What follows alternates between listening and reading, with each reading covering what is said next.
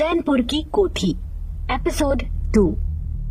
मनोहर ने कहा, ये तुम कैसी बहकी बहकी बातें कर रहे हो दिवाकर? दिवाकर की बातों ने मनोहर को चिंता में डाल दिया था। दिवाकर ने कहा, क्या हुआ मामा, तुम इतना परेशान क्यों हो रहे हो? मनोहर को लग रहा था कि दिवाकर की मजाक करने की आदत आज तक नहीं गई। वो बचपन में जितना शरारती था उतना आज भी है। मनोहर को याद था कि वो बचपन में जब भी यहाँ आता तो सबको भूतों की कहानी सुनाकर डराता था। मनोहर ने कहा, कहीं तुम हम लोगों से मजाक तो नहीं कर रहे? क्योंकि तुम जो बात कर रहे हो उसी बात ने हम सबको परेशान कर रखा है। तुम कहते हो कि तुम्हें यहाँ तक ब्रिजवासी काका ने पहुँचाया है और वो अभी अभी यहाँ से गए हैं। दिवाकर ने कहा, हाँ ये सच है, मैं कोई मजाक नहीं कर रहा, मेरी बातों का यकीन करो। अगर वो मेरे साथ ना आए होते तो शायद अभी भी मैं कहीं भटक रहा होता। यहाँ के रास्ते पूरी तरह से बदल चुके हैं। दिवाकर के शब्द कमरे में गूंज रहे थे।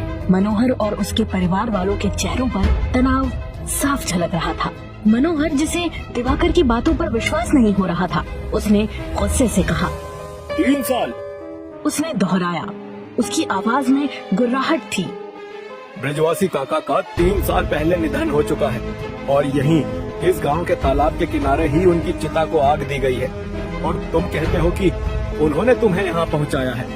दिवाकर, जिसका चेहरा इस बात को सुनकर सदमे में पीला पड़ गया था, एक कदम लड़खड़ाकर पीछे हट गया और मनोहर से कहा, लेकिन वो अभी यही थे, वो मुझे यहाँ तक लेकर आए। मनोहर ने दिवाकर को समझाते हुए कहा, दिवाकर, शायद रात की वजह से या फिर थकान और नींद न पूरी होने की वजह से तुम्हें भ्रम हुआ है।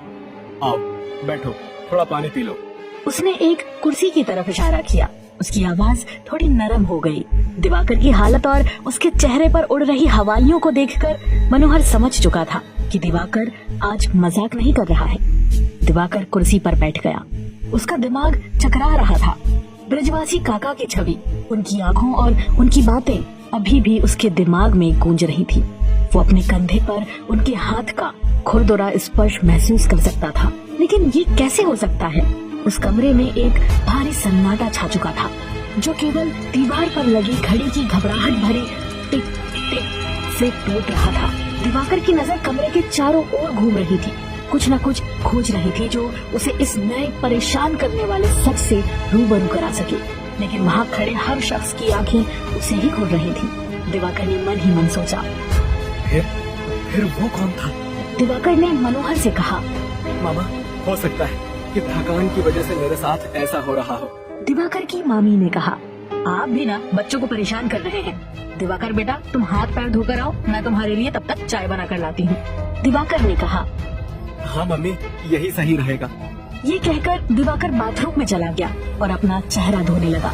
जैसे ही उसने अपने चेहरे पर पानी डाला, तभी उसे आईने में एक अजीब सी परछाई दिखाई दी, जो उसे पीछे खड़े घूर रही थी। वो बहुत ही भयानक थी। उसने ध्यान से देखा, वो ब्रिजवासी काका थे।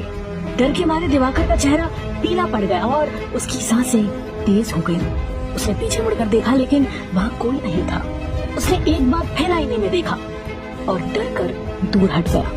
ब्रिजवासी काका आईने में मुस्कुरा रहे थे, लेकिन उनकी मुस्कान कुछ अजीब थी। उनकी आंखें चमक रही थी। दिवाकर डर के मारे हिल भी नहीं पा रहा था। तभी ब्रिजवासी काका ने आईने से बाहर निकलकर दीवार की तरफ बढ़ना शुरू कर दिया। दिवाकर चिल्लाते हुए बाथरूम से बाहर भाग गया। वो घर से बाहर निकलकर सड़क पर दौड़ने लगा।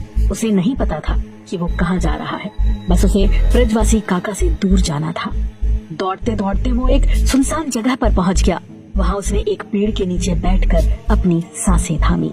कुछ देर बाद उसने चारों ओर देखा तो उसे कोई नहीं दिखाई दिया। उसे लगा कि शायद वो अब सुरक्षित है, लेकिन तभी उसे अपनी पीठ पर किसी के हाथों का स्पर्श महसूस हुआ। उसने घूमकर देखा तो ब्रिजवासी काका उसके सामने खड़े थे। दिवाकर डर के मारे चीखने लगा। तभी उसकी आंखें खुल गई। वो बिस्तर पर था। दिवाकर ने ये सब सपने में देखा था। दिवाकर ने जो अभी देखा वो सपना हो सकता है, लेकिन जो उसके साथ हुआ वो सपना नहीं था। दिवाकर सपना देखकर बहुत डर चुका था। उसका शरीर पसीने से तर हो चुका था। वो घबराता हुआ एक बार फिर सोने की कोशिश करता है, लेकिन उसके विचारों में अभी भी ब्रिजवासी काका ही घूम रहे थे। सुबह के 8 बज चुके थे, लेकिन दिवाकर अभी भी सो रहा था। मनोहर उसके पास जाता है और दिवाकर को उठाते हुए कहता है, दिवाकर उठो, सुबह हो चुकी है, कब तक सोते रहोगे? दिवाकर की नींद टूटी। उसकी आंखें पूरी रात जगने की वजह से लाल हो चुकी थी। उसने ऊँघते हुए कहा, मामा, कल रात में ठीक से सो नहीं पाया। मनोहर ने कहा, अरे उठो दिवाकर, तुम तो आर्मी मैन हो, इतनी सी बात में घबरा गए। चलो आज मैं तुम्हें अपने खेत दिखाता हूँ। दिवाकर ने मनोहर को रोकते हुए कहा, लेकिन मामा, आज तो हम लोग घर देखने के लिए चैनपुर जाने वाले हैं ना? मनोहर ने कहा, अरे दिवाकर, क्या बताऊं, जिस आदमी को वो घर दिखाना था वो आज किसी काम से रीवा चला गया है। उसे 2 दिन लगेंगे आने में। दिवाकर मामा की बातें सुनकर परेशान हो चुका था। उसने मनोहर से कहा, लेकिन मामा, आप तो जानते ही हो कि घर पर सभी लोग अकेले हैं और पिताजी की तबीयत कुछ ठीक नहीं थी। ऐसे में इतने दिन रुकना क्या सही होगा? मनोहर ने कहा। तो तुम ही बताओ क्या करना चाहिए। दिवाकर ने कहा, मामा, तुमने तो वो मकान देखा होगा, चलो हम दोनों ही देख आते हैं। दिवाकर की बात सुनकर मनोहर कुछ सोचता है और फिर कहता है, ठीक है, लेकिन क्या ऐसे ही चलोगे? पहले तैयार हो जाओ, नाश्ता कर लो, फिर चलते हैं। दोनों बाइक पर सवार होकर चैनपुर की ओर निकल पड़े थे। मनोहर की बुलेट गड़गड़ाती हुई धूल भरी सड़कों पर बढ़ी जा रही थी। कुछ देर बाद मनोहर और दिवाकर चैनपुर पहुंच गए। चैनपुर कई गांवों से जुड़ने वाला एक छोटा शहर था, जहां लगभग सारी जरूरतें आसानी से पूरी हो जाती थी। लेकिन इस शहर की आबादी कम थी और घर भी कम थे। उन्होंने एक दुकान के सामने बाइक खड़ी की और सकरी गली से गुजरते हुए घर की ओर चलने लगे। दिवाकर ने कहा, मामा, क्या उस घर जाने के लिए यही एक घर है? ये तो बहुत सकड़ा और बहुत गंदा भी है। मनोहर ने कहा, हाँ, यही रास्ता है। अब शहर की जमीन की कीमत तो तुम जानते ही हो, और तुम्हारा जो बजट है उसके हिसाब से चैनपुर में ये सही मकान मिल रहा है। मनोहर की बात सुनकर दिवाकर को बिल्कुल अच्छा नहीं लगा। दरअसल दिवाकर के मामा मनोहर की गांव में बहुत जमीन थी और वो बहुत रौबदार था। लेकिन दिवाकर के पिता के पास ना तो जमीन थी और ना ही कोई नौकरी। जैसे तैसे वो जमीन पट्टे पर लेकर खेती करते थे और अपने घर का पेट पालते थे। दिवाकर के फौज में जाने के बाद उसके घर के हालात बदले थे। उसका हमेशा से सपना था कि उसके मामा के जितना बड़ा उसका भी घर हो, लेकिन उसने जब तक घर लेने की सोची तब प्रॉपर्टी के दाम काफी बढ़ चुके थे। घर उनके सामने दिख रहा था।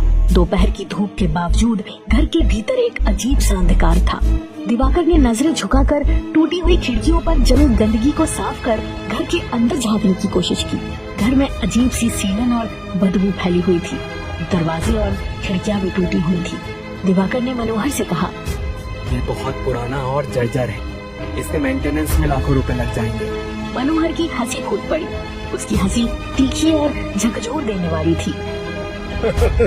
हाँ, ये बहुत पुराना है। मनोहर ने दिवाकर की पीठ को ताकत से थपकी देते हुए कहा, अब इतनी कम कीमत पर कोई तुम्हें नया घर नहीं बेचेगा।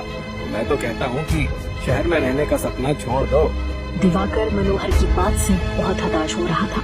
वो दोनों वहाँ से निकल ही रहे थे, तभी किसी ने दिवाकर को आवाज दी। आखिर कौन था वो जिसने इस अनजान शहर में दिवाकर को पहचान लिया था?